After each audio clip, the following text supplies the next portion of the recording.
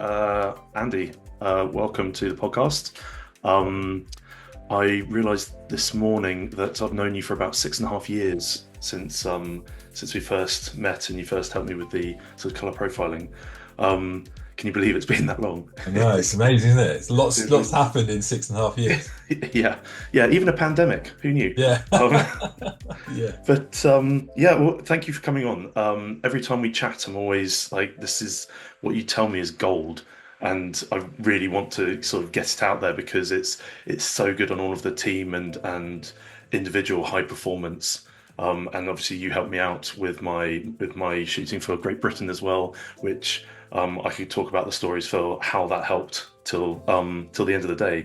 But I mean, as a quick background, you're an ex-England rugby player, ex-Bath rugby player as well, Yeah. and Bath, you won the Heineken Cup, I believe. Yeah. So I won the Heineken Cup in '98 with Bath. Although that's another story to do with in terms of actually playing a lot of the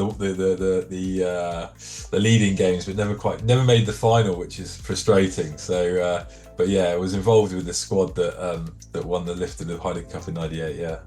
I mean, that's pretty amazing anyway. And also you do lots of fundraising for challenging MND as well. Yeah. You and a nice guy to boot. Uh, You've only yeah, had 6.5 years, so anything. yeah, true. I've never seen you on a night out actually. So, Yeah, don't.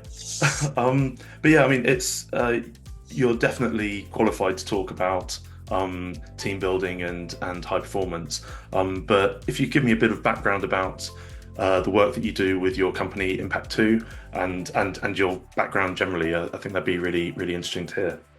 Yeah, thanks, John. Well, it's great to be on it. It's great about talking about performance and sharing stories and just chewing the fat about how we are all different and we all perform in different ways and how teams are put together. And yeah, no, it's just great to be on here, and hopefully we can share this with as many people as possible. But yeah, so my background, as you said, was professional sport. I left school in '96, rugby turned professional, and we were kind of the first crop of academy professional rugby players, and sort of joined Bath at that time, and it was a bit of a wake-up call. We were literally, we were guinea pigs when it came to professional rugbyers, and they thought, right, we're paying these young lads pittance at the time. To be fair, we're going to make them train all day because we need to get our pound of flesh. We need to get our money's worth from these lads. So we were, but Quite right too, yeah. Absolutely. So, but we loved it. We were just going straight from school into playing rugby every day, and so it was amazing. So, and so my professional rugby career lasted sort of 16 years, lots of highs and lows. Within that, I was fortunate enough to get cap for England in '97 as a 20-year-old. So it's sort of the youngest post-war player in my position to get cap for England. I also got dropped for England on that same day. So when we talk about high performance and pressure and overcoming adversity, there's been plenty of ups and downs in terms of within the career. Lots of highs when you're picked, you're playing well. Then you got the injury, then you got the not getting selected, and you got not in the contract, and having to deal with that and still perform and still carry on through that. Is something that I think when you're in it, you probably don't understand it. But I think when you come out of it and you reflect back, what did I do then that helped me to keep performing? So I guess, I persevered and, retired in 2012, had a neck injury. So a little bit earlier than I thought I was going to retire. I was 34, thought I had another couple of years left in me. But all of a sudden you're retiring and you kind of go, well, dealing with a neck injury, right? What's going to happen? And I guess at that point, I through the rugby associations and our help, I met a guy that had a technology company in London, and he was also involved with sort of coaching and rugby in down towards London, and so he just jumped into that really. So I started coaching Bishop Stortford Rugby Club, who were in National 3 at the time, and then also working as a performance coach, because coaching is something I've always been interested in. When I was back at Bath in 2000, early sort of 2000s, I was always coaching. I was Mm. coaching like the young lads. I always loved the idea of coaching. Thought that was my natural progression, was going to be into coaching in sport. So when I finished, probably my natural kind of ideal, as we all go, oh, this is my pathway, this is exactly where I'm going to go. The neck injury kind of like put a bit of a dampener on a spoiler on that. So had to change. So offered the opportunity to coach in business. And I thought, okay, that's pretty cool. I've done some of my coaching qualifications. I started doing some more learning. I started mentoring in business. And so I was barring up both business and sport.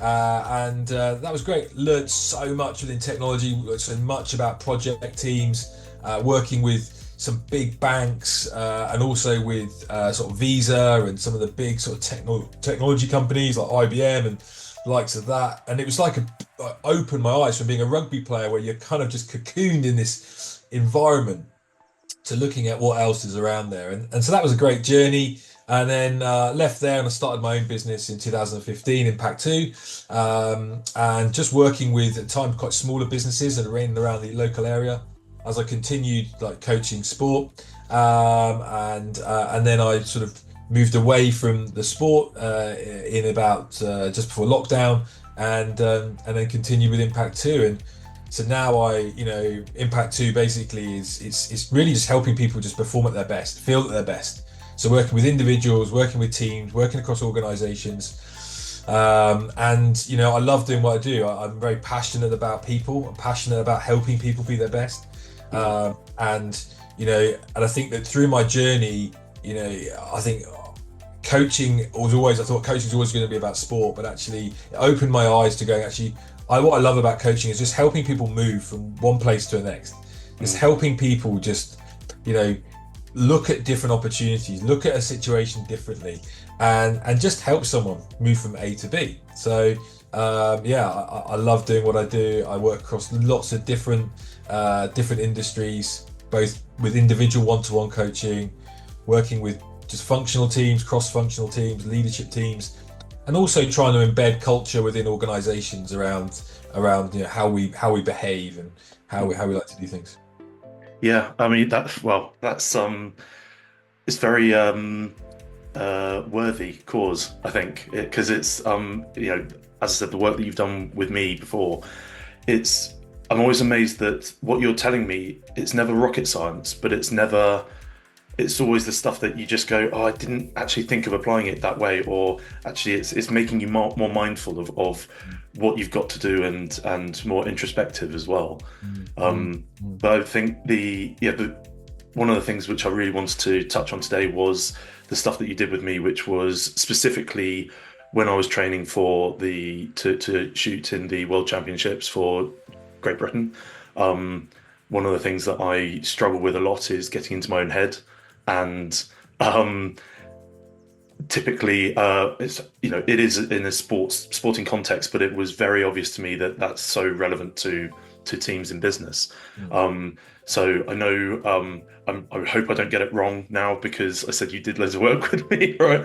But it was specifically around the sort of the blue head and red head, and just making sure that you've got is it the skill set, tool set, and mindset?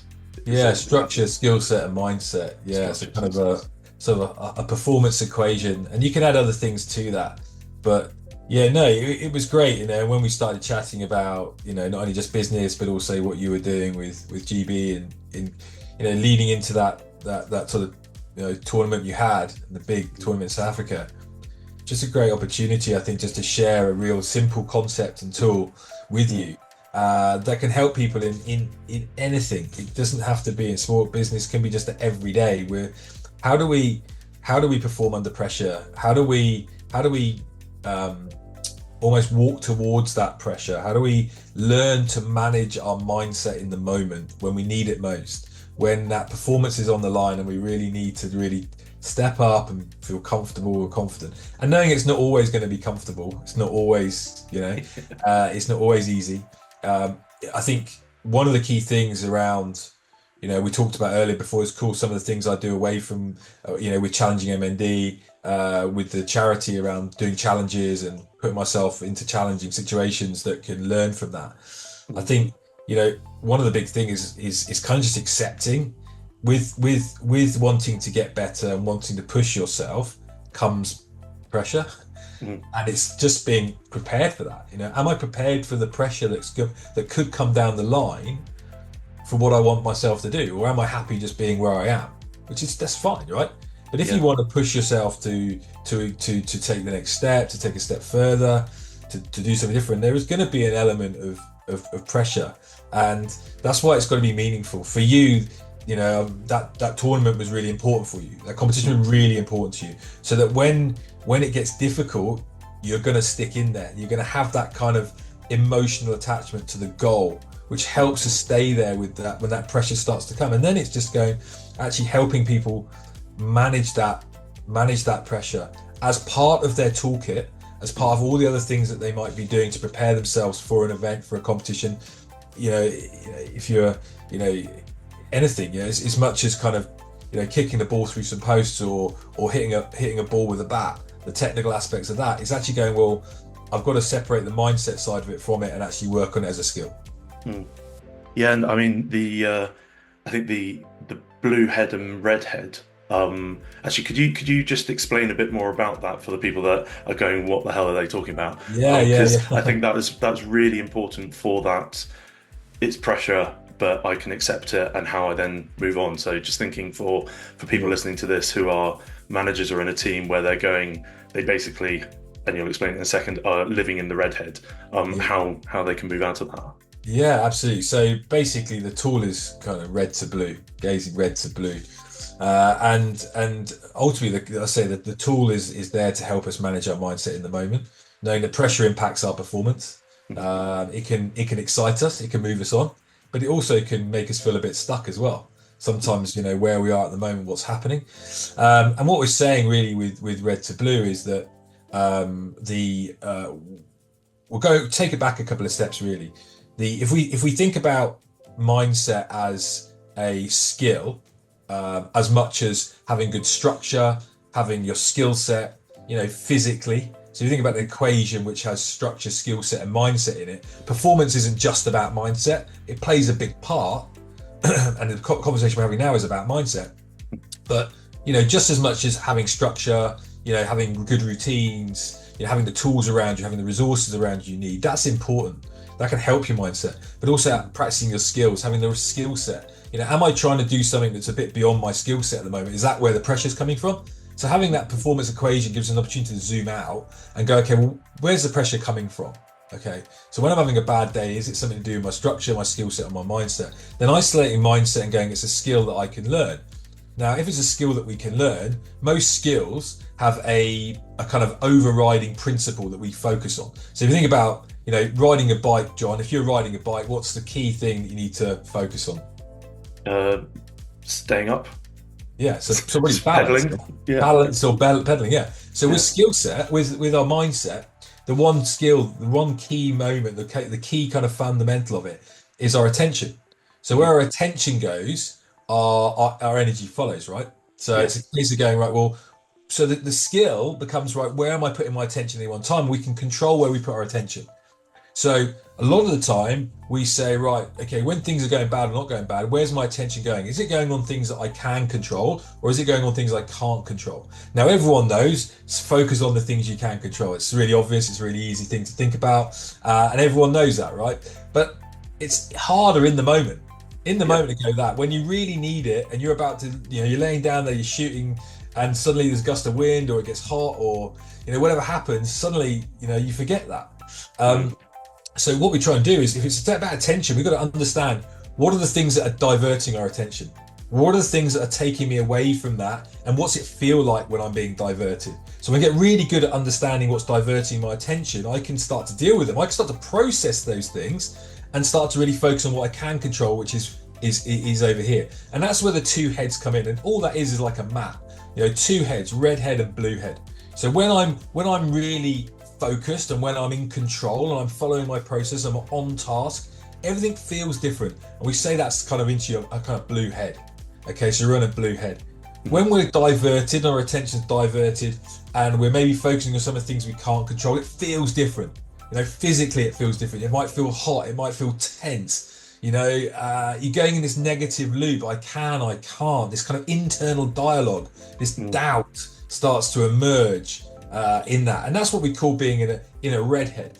Now, we're not always in red and always in blue, and we move between the two all the time. Like today, you probably would have gone from red to blue a number of times, just not called it red to blue. But all it does is having red head and a blue head. It starts to really, as a simplest thing, is go, right, where am I at the moment? Where is my attention going? Am I red or am I blue? And then that just starts the conversation. And the key element of being in the blue is we have this double lens. We move from being we zoom out to see the bigger picture, and then we're able to zoom in on exactly what I need to do next. So for you, in your example when you're shooting, it's being able to zoom out and look at the all 10 of the shots you've got to make in that run, and then zooming back in on the one that you're having to make now.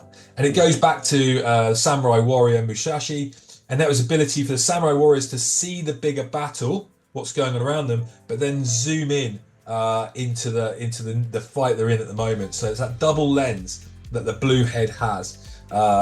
Whereas when you're in the red head, it feels a bit different. We're kind of a bit stuck. You can still perform from the red head. Yeah, you can still perform from red. It just feels different. It feels more of a struggle. And then you can link this to things like flow state, which I'm sort of passionate about, learning about flow and the neuroscience behind peak performance, how we perform at our best and feel at our best. So when we're in our blue head, we're probably in a bit more flow. Things are kind of aligned. We've got good challenge skill balance. We get immediate feedback. You're staying on course. You're on process. You've got small goals. Whereas when we're in the red head, it probably feels we're in a bit of a struggle phase. And so the neuroscience will be slightly different. When we're in a struggle phase, we've probably got more cortisol and adrenaline. And then probably when we're in flow, maybe blue head, we've kind of got this kind of quiet alert, I like to call it, that quiet alertness and there. So that's the kind of the dichotomy of the red to blue. It just helps us understand, ultimately, we're never all in red and all in blue. It's just a really good starting point to go, right, where am I putting my attention at any one time? Yeah. No, and it's I think that the thing you said at the start, where the attention goes, your energy flows. Energy follows, yeah. Energy follows, yeah. So, and thinking, yeah, I mean, I see it a lot in conversations with clients where they're, obviously everything that I'm doing is about, flexible working and making sure that teams collaborate and turn up to the office at the same time and all of that sort of stuff.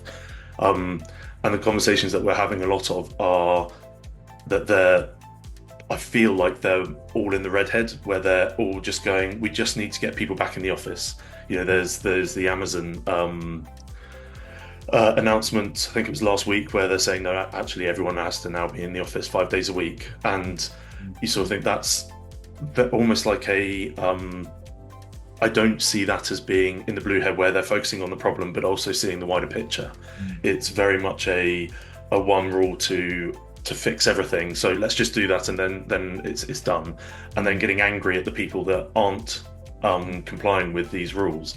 And I feel like with managers and teams as well, there does seem to be, in the conversations I'm having with managers, where they're saying, they just can't get people back in the office, and they're focusing on that as that's the problem they've got to solve, rather than actually trying to take a step back and going, well, why aren't people coming back? And again, it's creating this double layer of this us and them mentality within companies, and then not focusing on being a bit more mindful of why these things are happening and understanding it, and having that, take a step back and have a look at the bigger picture.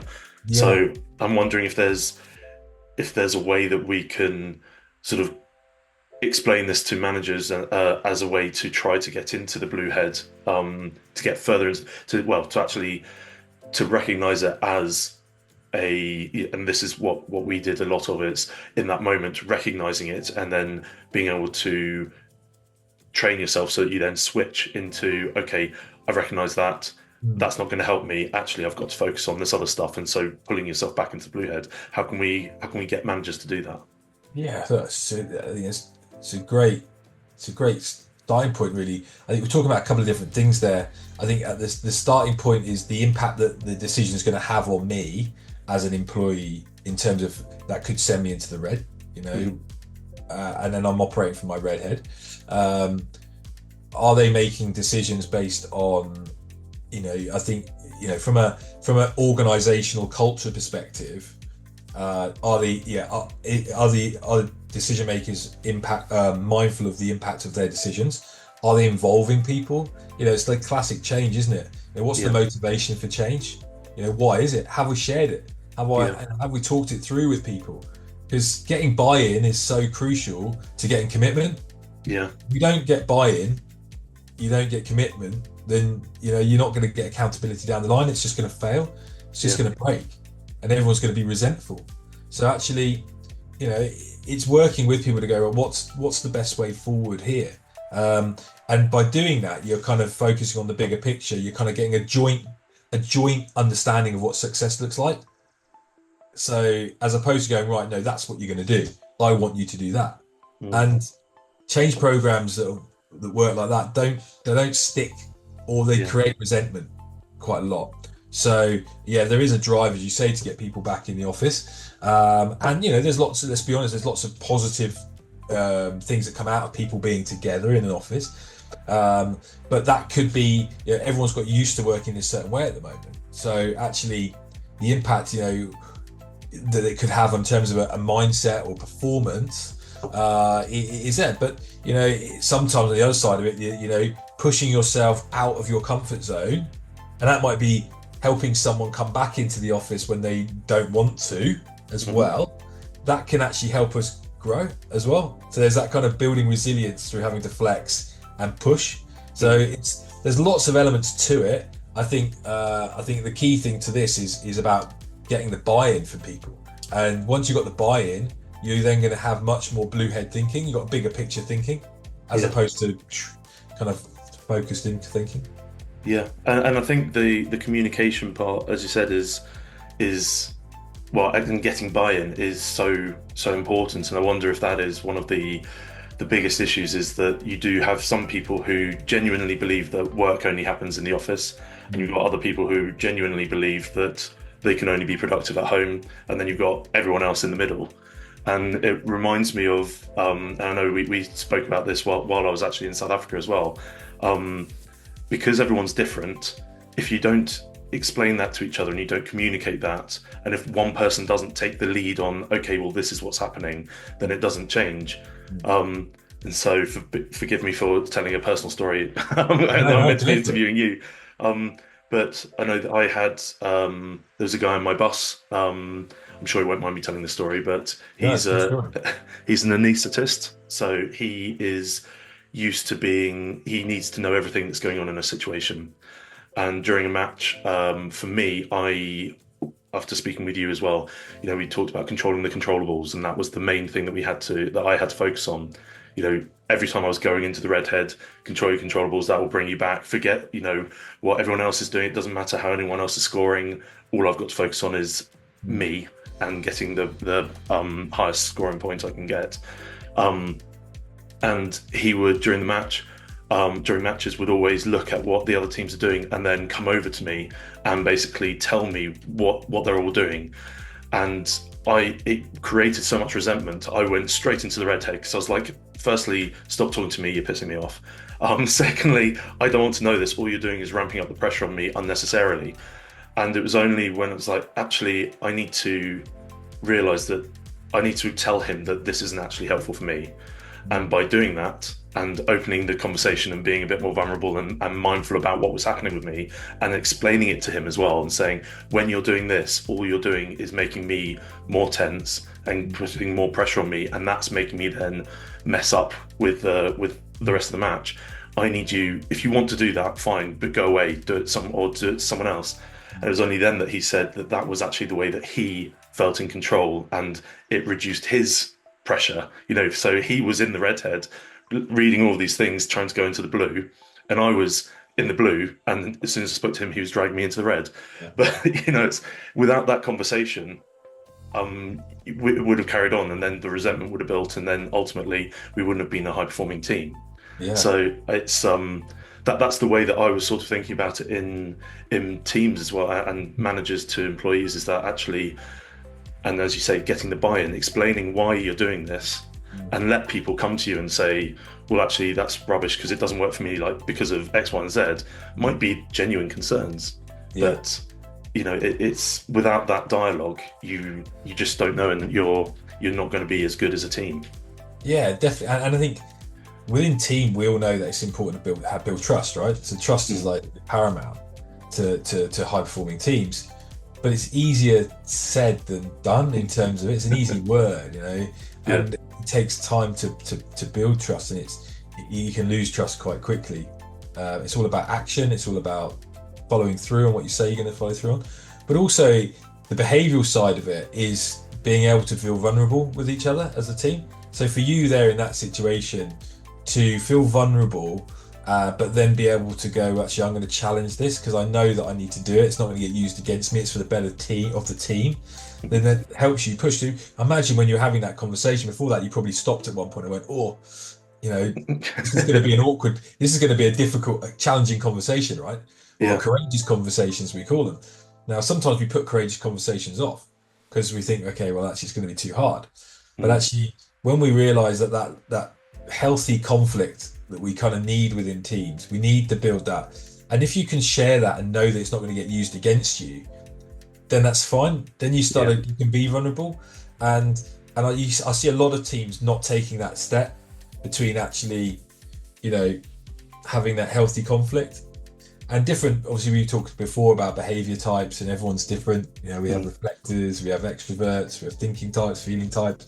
We're all different. There's no right or wrong. There's no good or bad when it comes to behavior. In terms of we're all different. We all like to do things differently. But when we start to understand our teammates a bit more and how do I get the best from my teammate, but a lot of stuff starts with you. Mm. It's there's I think it's a Carl Jung statement. Okay, what about what irritates us about others?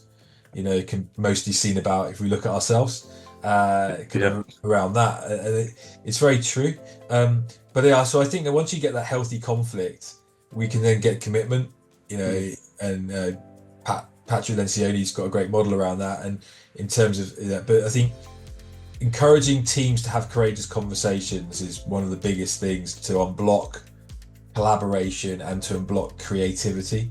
So a Mm. lot of creativity is stop, and that's probably the red head side of it. If you think about red to blue, I'm worried about what if I say this, Mm. what if I say that. So actually, trying to zoom out and look at the bigger picture and then go, okay, well, if I can do one thing towards that conversation or think that conversation through before I have it, you're starting to already operate from a blue head. Yeah. What can I control? What can I do? And again, if it means enough to you, you'll do it Yeah. because it's a meaningful goal, right? If it's not, then you might not. You probably stay where you are, and you have a choice. So I think that kind of element around courageous conversations, and then that was a courageous conversation you had, but you had to think about that and you had to put your attention on it. But actually, it worked. Mm. If you hadn't have had that conversation, what's the impact of not having it on the team, on everything? Yeah. Yeah, I mean, exactly. I mean, I was just wondering, how would you, so if you had a team, if you're mentoring a team that are saying that they are struggling and they're not getting on, how would you recommend that team then have that courageous conversation? Who within the team needs to actually step up and do that go through that process? Yeah, I think everyone does. I think what we need to do is we need to put it on the table. I think and go right. Well, ultimately, ultimately we zoom out and go right. Where does our pressure come from as well? So understanding from a team where our pressure comes from and what sort of courageous conversations do we have to have, and actually start talking about these conversations as a positive and not a Yeah. negative. A lot of time, we think about courageous conversations, we think they've got to be really bad. Oh my God, delivering bad news. But actually, you've got to think about these courageous conversations or challenging conversations are moving us forward. They're helping us move forward, and it's like a skill that you practice. So the mindset around practicing that's the courageous conversation, how you prepare for them, and all that stuff. I think it's just. I don't think it has to come from just one person. I think obviously within a leadership situation, I think for a leader to show vulnerability is, a courageous conversation for a leader might be going, do you know what? I don't know of all the answers here. Yeah. because apparently leaders have to have all the answers and they need to know experts on everything. Well, actually, it doesn't actually happen. And the Mm, best leaders for me are the ones that can go, do you know what? I don't really understand. Does somebody else have a better way? mm, And actually, them showing that vulnerability allows someone to step forward mm, and step forward and take that space. Well, I do. And the more you create that culture within a team, then it just grows and grows and grows. So there's often one spark, sharing as a team, getting to know each other, not just peel back some of the layers of a team, mm. understand why you're there, and the tapping into the emotion of a team is really important. And some of the best sessions we've ever had is where you kind of pull back and you go, just get people to write down on a piece of paper, what are the things that are important to you in your life? Why are you here? And actually Mm. sharing those things. Because as soon as you start to share those things, go, oh, I'm the same. By the way, Yeah. yeah, I'm really linked to that as well. That's really important to me. These are my values. And then you start to open that conversation up, and then things flow from that. And I Mm. think I'm a big believer in that. And not everyone is comfortable sharing straight away. But I think as leaders, if we can start to do that, good things start to happen. Yeah, I completely agree. I mean, I playing devil's advocate for a second. Um, I know I've been in situations where I've tried to be a bit vulnerable and admit that I don't know things because obviously I'm a fantastic leader. I mean, hands down, obviously. Um, but yeah, in those moments, and I know a lot of people who are trying to do this and they're trying to take the first step, will come across the person that tries to exploit that vulnerability to boost themselves. Do you have any sort of recommendations of basically what to do in that situation or how to manage that person so that the impact, if you say, "Look, I don't know everything, I need to, the reason that you guys are here is because you're the experts and we're going to get through this together," and someone uses it to basically put you down even further and drive the team away from you, do you have any recommendations for dealing with that? Well, my recommendation would be that they're probably not fit for the team. If Yeah. you think about it from a sporting perspective, um, you know, and I think that was the biggest difference when I came from playing rugby to work in business is that in sport we tend to not have as much politics in a team Mm, because we kind of have those conversations all the time, and people that don't, operate in the right way don't last very long, mm, and because they're not fit for the team. This is how this team is going to operate, and if anyone's going to operate outside of those boundaries, then it's not right. And if you allow that behavior just to continue, it's like it just infects the team. So not an easy situation, but I think that within that, the example you're using there, um, if the team is strong enough, the team will isolate that individual and say, look, this isn't the right behavior. We're behind this leader. We're behind that team. The weak team will allow that to happen. It's so I think the teams that I've been in that when it's like that is the team just get round and we go, okay, look, no, that's not the right behavior. That's not yeah. right. So probably not the answer there, but I think that individual wouldn't last very long in a team that I wanted to lead if that was how they were behaving. It just goes against all the values of the team. Yeah. Yeah, as you say, it creates that toxic. It's a toxic environment, isn't it? And Yeah. I hadn't really appreciated actually the team. If it's a good team, will isolate that person. Whether it's as a actually come on mate, that's Yeah. like pipe down. Yeah. We're trying to do something here or not. It's thinking about the when I was under 25, which now is a long time ago. I was on another team where we were told in the first training weekend that there'd be no brilliant dickheads because it wanted to be a very very good team, and actually there were people that were doing very well but were a bit more toxic and they were kicked out of the team. You're right, and it wasn't actually the captain saying that was other people going, look, we just this nothing we can do is going to make that person change, so therefore Yeah. And they need to go. yeah, and the All Blacks, they have one of their 15 kind of principles is no dickheads as well, and I think that I think if someone is like that, you maybe have to reflect in why is there an insecurity thing here? Is there Mm, an ego thing here? and actually maybe coaching them around it. Is everything okay? Why are you feeling that way? What's going on? Are they Yeah. operating from a redhead? Yeah. Suddenly they put there's some pressure on, and they're not thinking clearly under pressure, right? Yeah. So how can we get them to zoom out? So you can work with them, but ultimately, if that behavior was to continue, you've got to say, well, are you the right fit for this team? Yeah. I'd say, but no, it's and we get that, and I think a lot of time people in business try and climb on top of each other to get to where they want to be, right?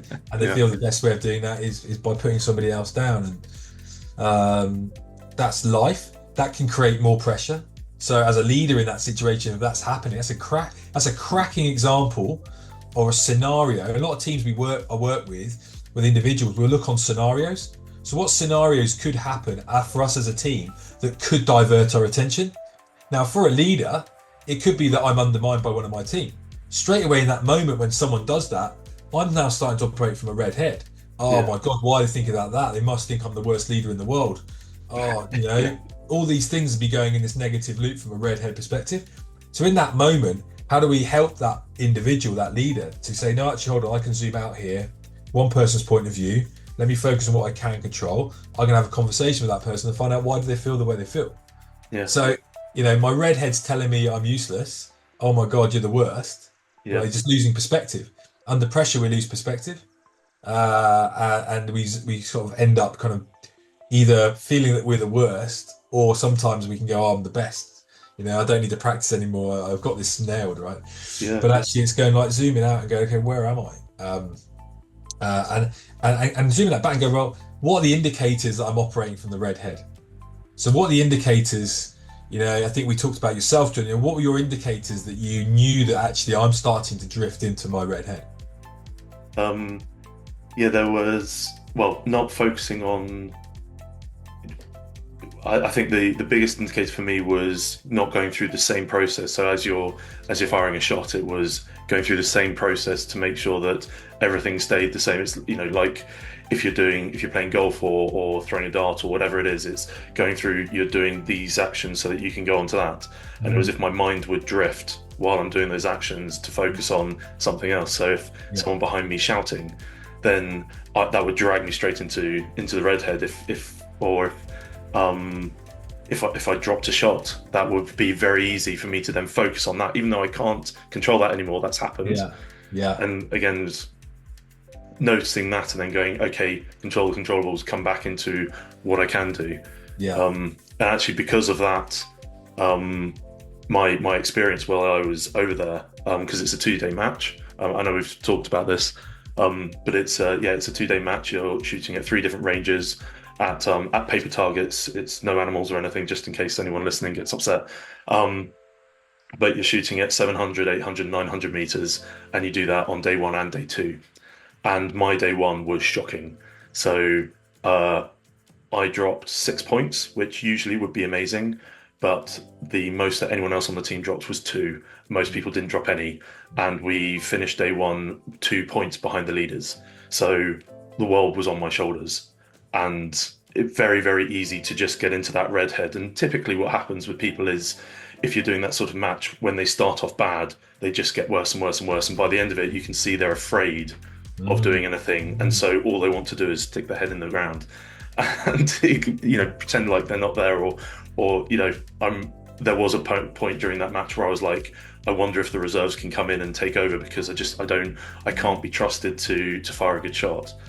But actually, because of what we talked about, I took a moment to actually zoom out and look at what had happened during the day, and then get very scientific about it. And I worked out that quite a few of the shots were not necessarily me. It was more because or it was a consequence of me doing something earlier. So on the first range, I fired a high sighter, which meant that my coach brought me down, and the rest of my group was low, and then I lost one out the bottom of the bullseye.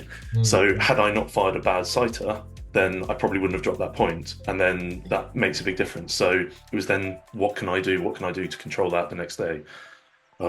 So yeah, it was there. I know we talked about sort of the key things that get in my head and what I need to do to control it, but there was, because we'd done that work, I then did notice that I changed. and that I was in the redhead. So the next day, I recovered a lot, and shot much, much better. We still unfortunately didn't win, but it was, you know, there was the opportunity there for it to all completely Yeah. fall apart. And that's a real win, isn't it? I mean, that's Mm. and you're talking about that in that sense. This could be this. You could be talking about a pitch.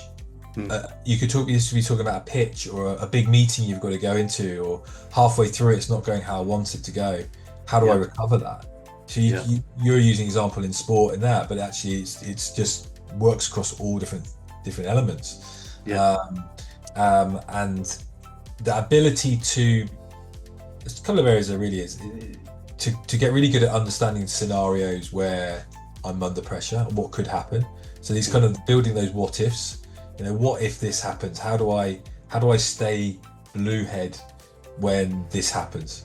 Where yeah, these elements where it's going to divert my attention. The likely because most pressure is predictable. mm, Most pressures come down the line and we can probably predict it.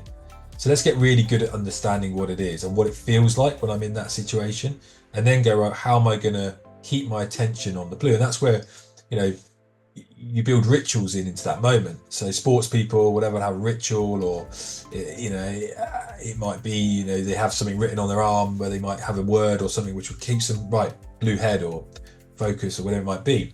mm, And so the what ifs is really getting good at understanding what could divert my attention and how am I going to stay on a blue. And and it's more than just a contingency plan. So you might say, right, we've got a fire drill mm, for stuff. So the fire alarm starts going off, and you've got to walk to go to that thing. But when that pressure's on, where's your mindset going? Because the contingency plan is just to go there, but actually in the moment I'm panicking. How do I reduce that panic? How do I mm. stay and follow that when my mindset's going, oh my God, what's going to happen?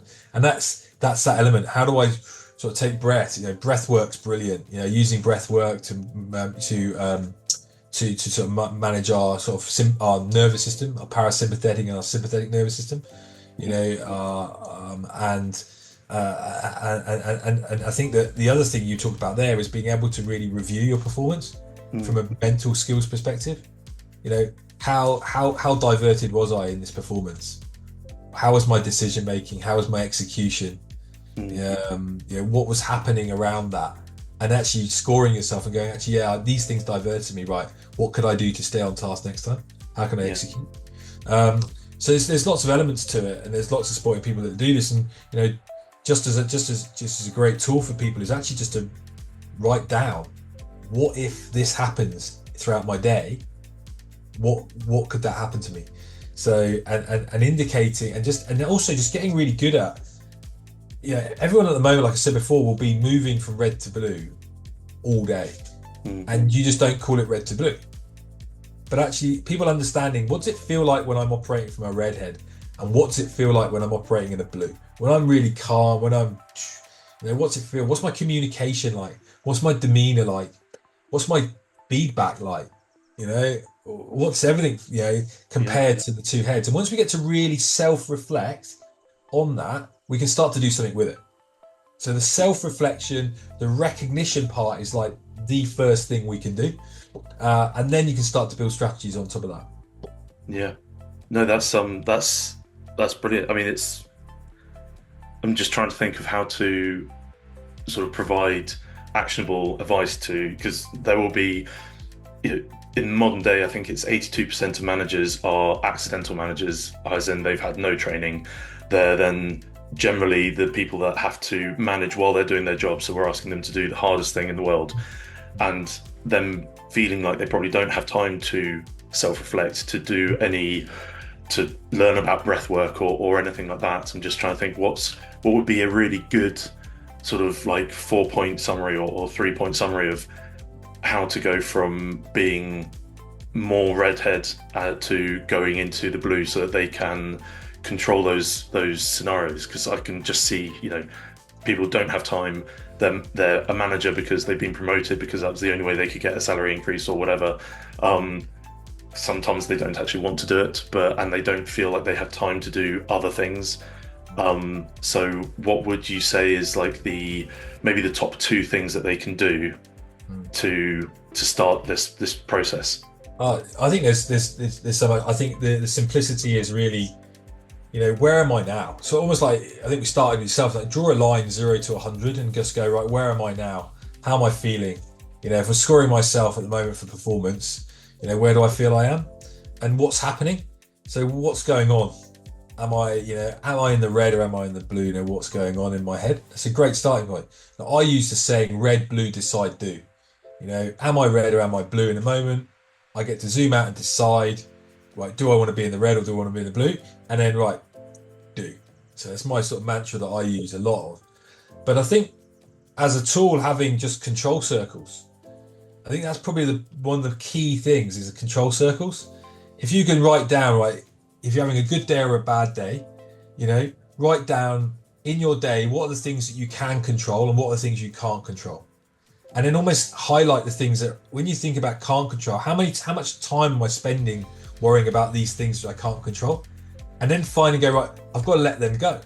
So then go, okay, well, actually, I can just let those, I don't need to focus on it, I can let them go. And then what are the things I can control? Because as soon as you start to put your attention on what you can control, it feels different. You feel like you're moving forward.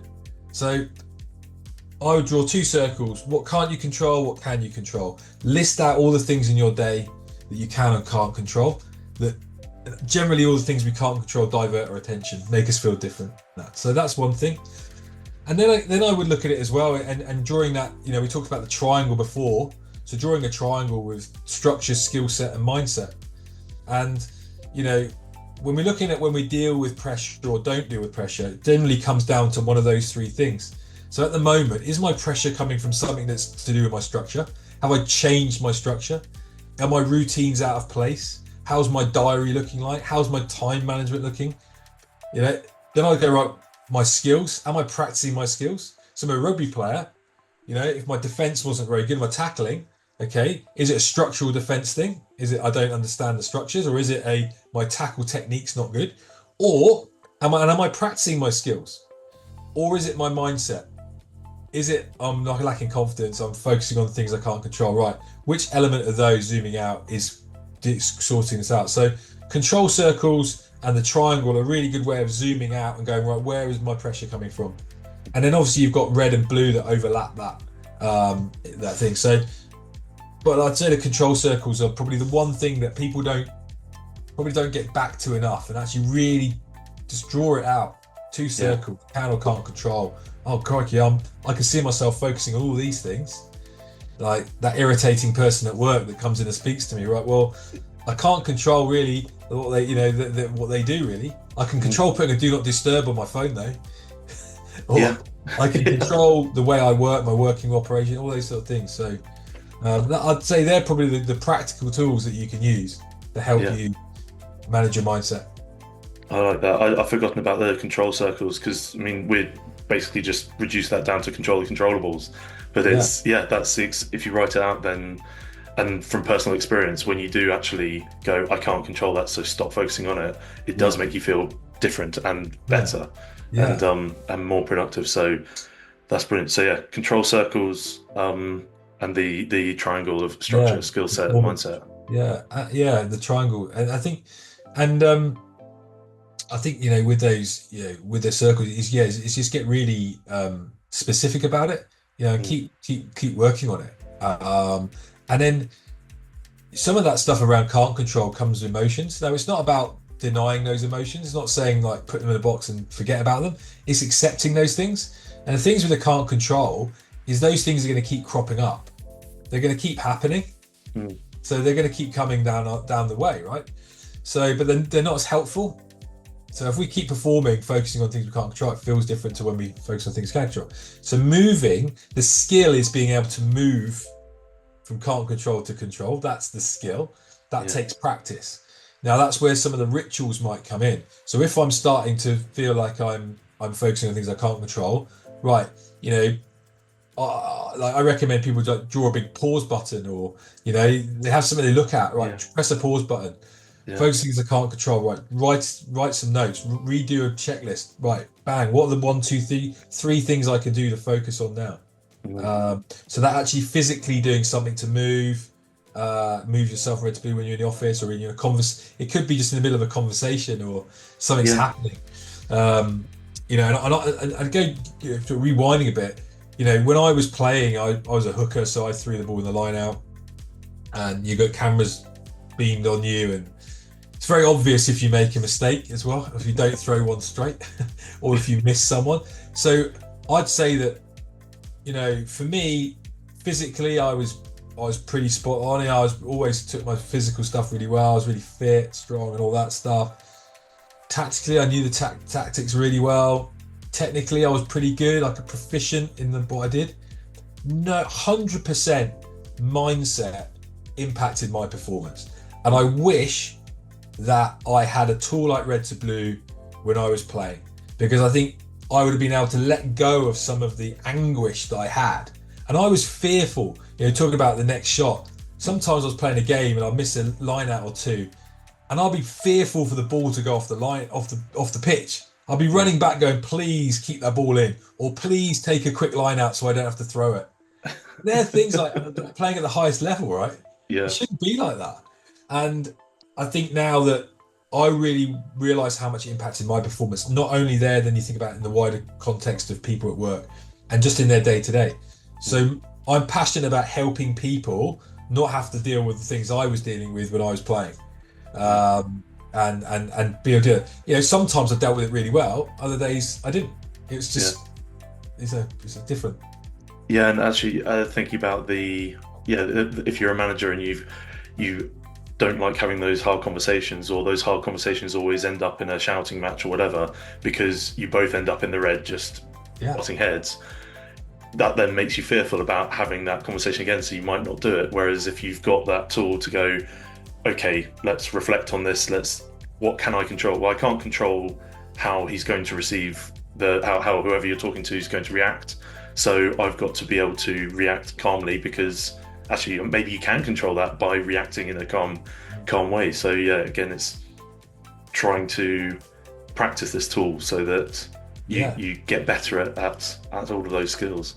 Definitely, I think it's less about reacting and more about responding with in control. So when you're in the blue, we have this element of control. There's this trust. There's this kind of flow. It feels different, calmer, and you're right. Preparing yourself for that. But if you go into the conversation before you have that challenging conversation, you've already done a bit of a what if. What if John reacts in a particular way? What if this happens? What if they don't like that? Once it goes really well, how do if I get some negative or what could perceive bad reaction from you, how can I maintain that I stay in the blue? And I always think, I look at these call center people, and you're on the phone and you're phoning about insurance, whatever it is, and you're getting really irate down one end, and clearly I'm moving into the red. And but the other person on the other end is just following process and just got a script maybe that's helping them stay in the blue. But if they were going to go in the red, we just end up in this massive great ball of emotion. And that's not to say that blue head doesn't have emotion. Blue head does have emotion. It's just really focused. And a lot of people just say, oh, this is just about positive and negative thinking. Well, no, it's sometimes just having positive thinking is not enough. I can have the greatest positive mindset to be a boxer. If I get in the ring with Tyson Fury, it's probably not going to do very well if I haven't practiced my skills or got decent structure. So if I'm just thinking positively, it's not going to go wrong. And sometimes that can be quite irritating for people around you. So, sorry, got off on a bit of a tangent there. But no, I just like the idea of you in a boxing ring with Fury. Just mind you, knowing you would have trained for it and climbed a mountain just beforehand. I don't know about that. It's always good to try things. Well, I think this. I feel like we're going on. Well, we've covered a lot of ground here, and we're at the end of the time. But I just thought if you don't mind giving us sort of a little quick wrap up about how people can get in contact with you if what they've heard is interesting, if you're prepared to do that or respond to people, I'm sure you are. But yeah, if you can tell people about you.